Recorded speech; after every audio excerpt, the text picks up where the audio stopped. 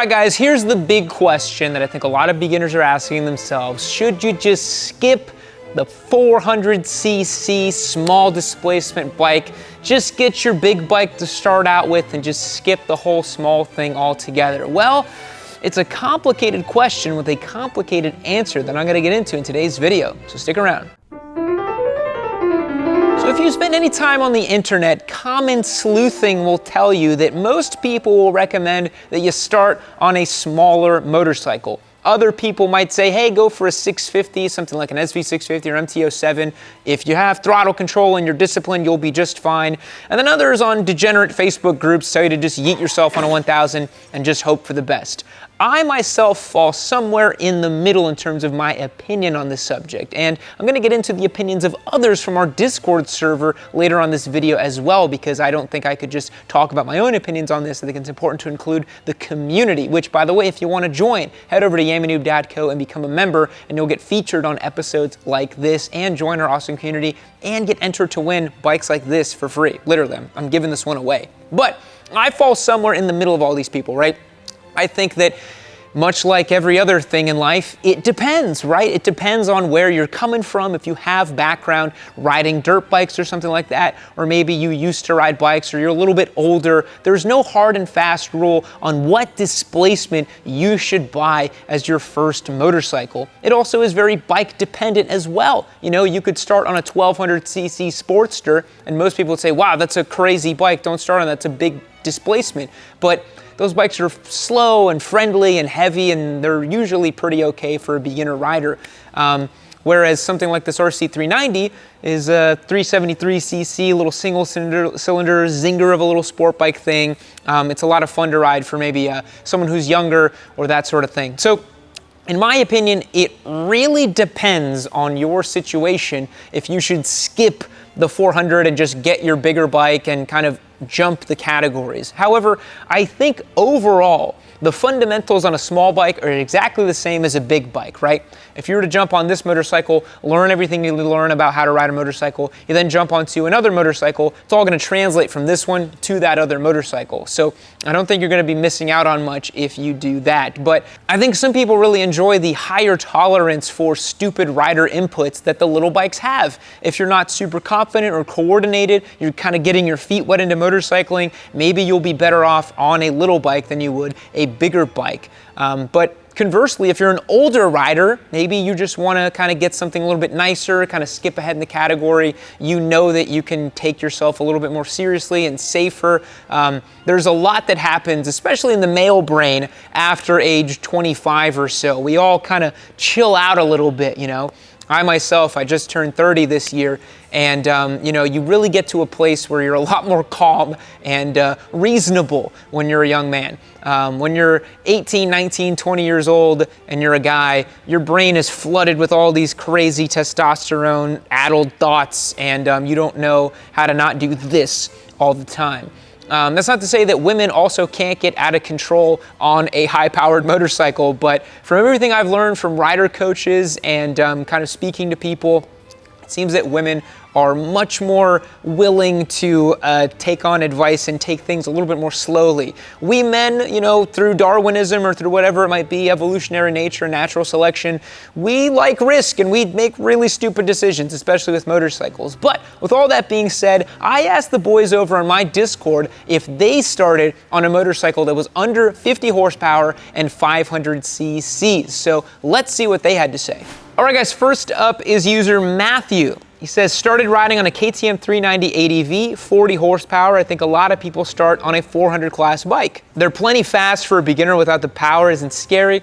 I upgraded without issue to a 650 class bike, but if I were starting out on a 650, it'd be a bit sketch. Not impossible, but definitely not as easy as on the 390. Although I will say that I had ridden smaller bikes beforehand, a 50cc Honda pit bike and a Trail 90. The Trail 90 was a blast and really was planted the first seed for motorcycling. I was probably 14 years old at that point. In retrospect, I should have bought a crap bike for a starter and then bought a larger bike the next season. I didn't exactly lose money on selling the 390, but there was no need to finance something I only kept for a year. This is a great point. whether or not it's possible to start on a 650 or 400, both are possible. It's just that the 400 is going to be easier. So if you're the type of person that just wants everything turnkey, super easy, and kind of, go from there with your motorcycle, you want to reduce the variables and power being one of them, a 400 makes a lot of sense. Up next is Captain McDougal. No, he started on a 948cc 110 horsepower because I value my Papa Yam's instruction. And he said since I started riding later in life and as an old man that probably would be careful enough not to immediately commit Sudoku on my first bike. I'm sure that's a bit of a meme and he meant Seppuku, but I love when people say they committed Sudoku, which is very funny. Yeah, again, I think if you're an older rider, someone 30 plus, getting that 650, 700ish Clash bike as your first, you should be fine. But I always like to err on the side of caution, Just because you're older doesn't mean you can't have a ton of fun on a little bike like this. But I think some people view this as a kind of young man's, an immature kind of motorcycle. But I'll tell you what, these bikes are a lot of fun. Expecto Delito says, my first bike was a 2005 FZ6. I went for that thinking I was a smart guy for not going for a 600 sport bike, choosing a naked instead. Joke's on me, it's the same engine as the R6, albeit a little bit detuned.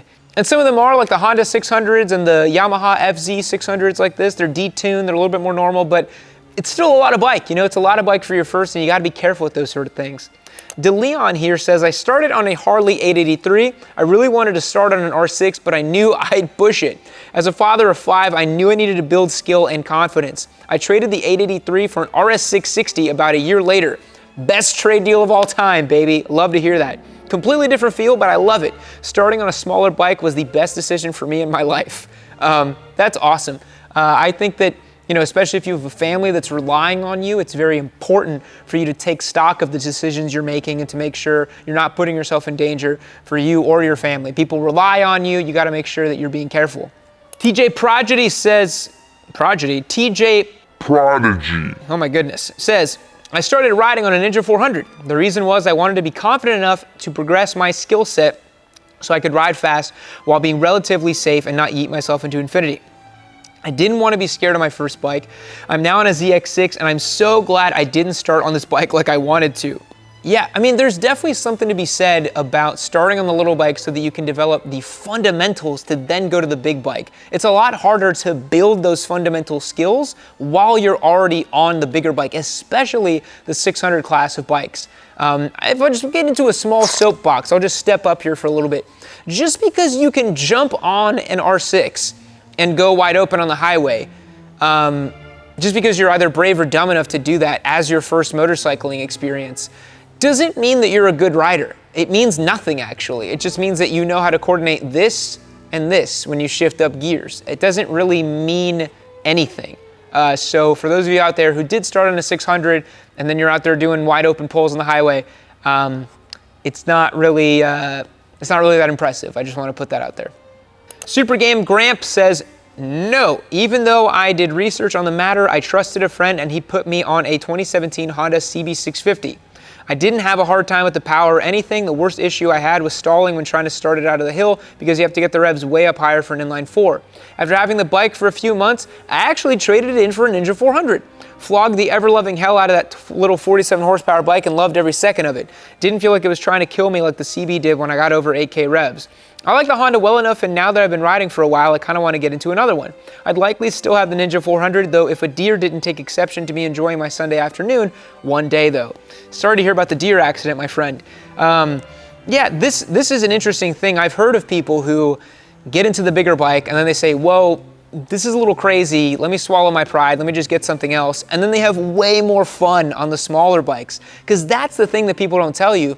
People often put into context a small bike, a 400cc bike, as something you're gonna get bored of. Oh, you're gonna be bored, you're gonna be tired, you're not gonna like this after a while. But actually, riding a little bike is super fun. You guys probably saw on my first ride of the RC390, there was a part on a twisty road where I got to go wide open through 5 gears. I mean, where can you do that on a super bike or on a 600? Nowhere. You just can't do that. And the feeling of fun of really using a little bike is really awesome. About 50 horsepower on the street is enough to where you could just absolutely use all of that and really enjoy yourself, and you're not getting into trouble. Bike with 120, 130 horsepower, it's a whole different ball game. So just something to think about. Motorcycle Mommy here with the international perspective says, yes, I started on a 125cc engine because in the UK, I had to start with the CBT, compulsory basic training, like the MSF. The original plan was to do my full license a month later and start on the 650, but COVID happened and canceled all my classes and tests. As a result, I decided to make the most of what I had and rode for 2 years on a 125cc with 15 horsepower that everyone on Discord knows and loves. Hades, the legendary blue ninja who went off-road and all. He lives on with someone else, but that's why. Not because I had to in a restrictive sense, but because my progression got COVID blocked. So that's an interesting perspective, right? You know, here in America, we're always like, oh, well, let me think about what I want to start on. Let me try a 700, let me try a 400, let me go on 1,000, whatever it is. But for most other more developed countries with motorcycle training and licensure, it's a lot more of like, well, what are you able to get legally? And I think that that's kind of nicer because then people aren't sitting at home like, you know, really getting torn up over which bike they're gonna buy and what they're gonna do. They're just like, okay, like I have to exist within the confines of the A1, A2 system wherever I am, and I have to do my licensing and make sure I've got everything buttoned up and all that. And I honestly think that's really good because then it limits your choices. It just makes it so much easier for you to choose. I think that giving beginners the option to buy a Turbo Hayabusa is just kind of silly in my opinion. Like, yes, it's cool to have the freedoms and all that stuff, but ultimately, freedom isn't really all that great if it's infringing on other people's rights to live in a safe society, right? So something to keep in mind there too. Wowee Mugum, great username, says, within an hour after getting my license, I instantly went for a test ride on the 890 Duke R. Freaking full send right there. That's a fast bike to go on an hour after getting your license. That's awesome. Ride Red says, no, I started on an FZ6, 90 horsepower. Very popular beginner bike, it seems. Partly because a close friend was already on a CBR 600RR. I wanted an FZ07, but I couldn't afford it at the time. I also bought into the I might need to keep up mentality. Many said you might as well start on a 600 then. This was in 2015. Yeah, that's a big thing about keeping up, right? And again, because we're in America and because most of my audience is in America, you think about keeping up of just being in a straight big highway, and if you cannot accelerate to 110, 120 miles per hour, like this little guy kind of taps out at 95 to 100, depending on the size of the rider. If you can't go 120, 130, which you really shouldn't be doing anyways, but if you can't do those speeds, then ultimately, you're going to feel like you're not keeping up, and then you're going to be tempted to get a faster bike and all that. And so I understand where that comes from, but I still think the 400 is, how can you go wrong, Xrico07, the winner of our Speed Triple 1200RR, famously, he said, I started on a leader bike and I'm still alive. That was his first bike. It was the Speed Triple 1200RR. I knew it had to happen at some point where someone who was not experienced was going to win the expert bike, and he did it and he made it work. And I'm sure that if he could go back in time, he might want a different bike, but hey, it's a good motorcycle. He made it work. David says, I started on the god of all starter bikes, a trusty old beat-to-crap SV650. It was my friend's and he let me learn out at some warehouses where nobody drove through on the weekends. After that, I got myself a Ninja 650 and rode it every day, rain or shine. I'd say 650s are a great starting point for a lot of people and that it can be pretty forgiving, especially with that whiskey throttle.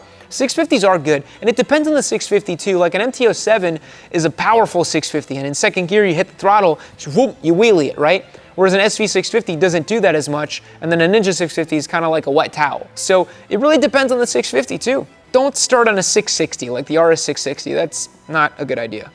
Tech586 says, no, I purchased my 2009 Gixxer 600 with 1,064 original miles a year ago as my first bike ever. I taught myself how to ride in my apartment complex, then progressed to driving on feeder roads to get to work, which conveniently was only 5 miles away, to build up cross-traffic confidence initially. Now it's my daily with 6,000 miles, and I take my MSF course this weekend as a birthday present to myself. Finally, the reason I chose this bike is simply I could not find a cleaner used Gixxer for the money. It's one of my dream bikes growing up in the early 2000s. Its design has aged so well. So, given that you grew up in the early 2000s, you're probably roughly around my age. So, if you're 29, 30 years old, I guess maybe a 600 isn't terrible, but also like, it's still not a great beginner bike, but I've seen people do this where they just buy the bike and they teach themselves and they just go about it that way. It's not the smartest way to do it. There are definitely smarter ways to go about it, but it can be done, and if you do it safely and confidently and respectfully, it'll be okay. All right, from Two-Wheeled Capo here, he says, started street riding on a CB500F. Reason is that my new old stock at my dealership, and they had it marked down to less than the price of a brand new Ninja 400, and my small brain thought 500 is more than 400, and I decided to get a sub 50 horsepower bike because I was a dirt boy up until that point, and I wanted to get into riding road before really jumping into bikes I wanted to own. Yeah, Honda's marketing with the 500s, man. They get you. People will see that 500 is bigger than 400. They're like, well, I want the bigger one, obviously. That's got more power, right? And it doesn't always work that way.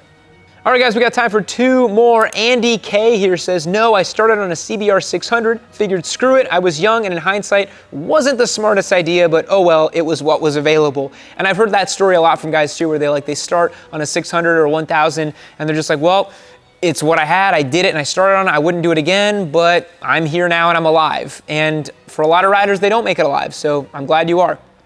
All right, last comment here. Air Force 13 says, no sir, started on the Nightster 975. Fell in love with it on the test ride, had a bit of experience growing up in the dirt, but felt more comfortable with a little bit more power. Even with different ride modes, I wouldn't put in fresh MSF Graduate on it though. So that's a big thing too, right? With the power modes on these new bikes, a lot of people feel like they can tailor it down and learn it and figure it out. And that can sometimes be true, but I think the temptation to just whack it into B mode and see what it does is just a little too great for most people. But guys, that's gonna wrap up today's video on whether or not it's worth it to start on a 400cc bike. Should you skip the 400cc bike? What do you think? Use the comments down below as a bit of a forum, a sounding board. Let me know what you think about starting on a 400, or if you yourself skipped the 400s and went straight to a bigger, more powerful motorcycle. Remember, if you want to be part of these videos, you want me to read your comments and join up and do what we do here, join at yammynoob.co, become a member. I promise you won't regret it. You'll get entries to win our fantastic giveaway motorcycles, discounts on our store, discount on Twisted Road rentals, all kinds of great benefits and perks to becoming a member over there. And I definitely think you should go and check it out. I'll catch you guys in the next one. See you later.